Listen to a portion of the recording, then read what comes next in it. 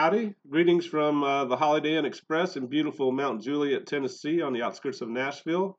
I want to do this video to talk about the peer review process and to show you how to put quotes into your essay and put those on a works cited page. One, with the peer review process, you're going to trade out drafts with two other people and you're going to try and help each other out. You'll see on the peer review sheet that you'll get on Monday, I want you to read through the essay, just highlight anything that looks wrong. If you highlight every it or you that you highlight saves that person a point. They should be kind of grateful you're willing to go through their essay and help them out a bit. But you're not grading the essay, you're just trying to help each other out, right? And how you trade out papers is kind of up to you. My Comp 1 class this semester, they pulled up their essays on the screens and they switched chairs. So they let people edit directly within their document. Other classes allow students to access the documents on Google Docs and they can edit that way.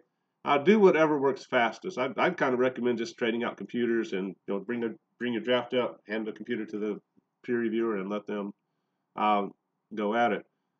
Don't forget to give the original writer your peer review sheet back when you're done. They want to look at what you said and make corrections.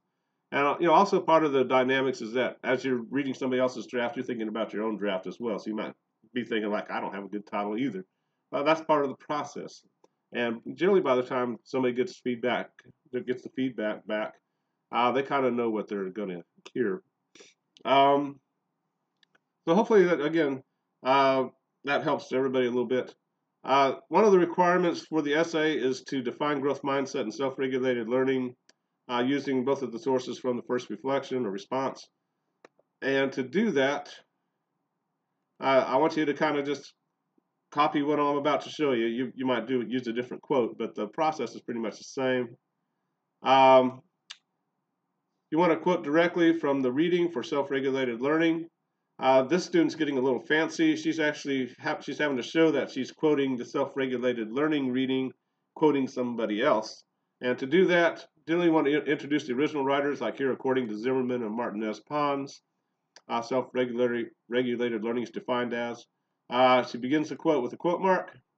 The ellipses show she took something out of the beginning of that quote. That's getting a little fancy, but the three dots show you took something out of the quote, maybe just for grammatical purposes, or you just didn't need it in there or whatever. But otherwise, quotes should be word for word. You're going to give the quote. You're going to end the quote with another quote mark. Then here you're going to give the citation in parentheses. That's going to be the first word on your works cited page, which I'll show you here in a second. But that's basically telling me which source she's quoting from right there. And you'll see down here she also quotes from the video. And she kind of introduces what's going on. Make sure you introduce quotes. Make sure you comment on quotes. Don't just toss quotes in there and not explain why they're there. Quotes should support what you say, not say it for you, right? So again, she introduces a quote, starts the quote with an actual quote mark, ends the quote with a quote mark, and here we see the citation. Carol's in quotation marks because it's the beginning of a title of something. That's not actually Carol Dweck being referenced there, even though she is the one that's talking. It gets a little weird, but when you see these brackets, that shows the student added some words to the quote. Here she did it just to make grammatical sense with what she's saying. You got to be careful. You don't want to change quotes and change their meaning.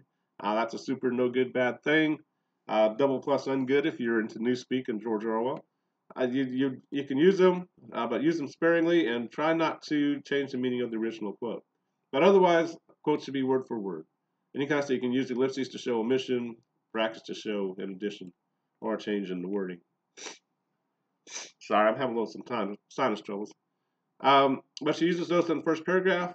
Again, you can use whatever quote you want. Just make sure you're quoting accurately and introducing the quote and citing the quote. And what these citations are is if you go to the works cited page, which is the last page on the essay, and again, we haven't really covered this yet, but I kind of want you to kind of force it in there and start working with MLA formatting a little bit. Pause the video right now, get your phone out, take a picture of this. This is exactly what it should look like on your essay, the works cited page. You're basically just saying, I had a self-regulated learning source. I found it on the college prep writing. Whoops, sorry, deleted my C there. On the college prep writing class in Schoology from the Help Co-op. And basically just saying that my instructor threw this up on Schoology, and that's where I found it, and that's perfectly fine. Same thing with the video up here. Again, Carol Dweck didn't make that video. She's kind of the star in it, but so you're going to start with the video title, and then where you found it, which was on Schoology. But again, you're just going to put this straight into your essay just like this. And when you go to quote from them, you're going to use the first word on your works cited page. You also need a page number, but there's no page numbers for these. So, and there it is right there. You could probably get away with self-regulated if you wanted to in quote marks. But the quote marks show it's an article title, not a person. And basically, you just want to do that. Hopefully, you've quoted before into essays. Quite often, students haven't learned how to cite, and that's plagiarism, and it's, again, a double plus ungood bad thing. But hopefully, that helps a little bit. I'm not going to grade a whole, heavily on this quoting and the works cited space, but should be able to do it. You're just copying straight off the one I'm providing there and putting it in your essay. But hopefully that's helpful. If you have any questions, be sure to let me know. I should be able to check my email once or twice during this meeting on Monday. I may not be able to do it during class, but other than that, we got the whole week if you have questions.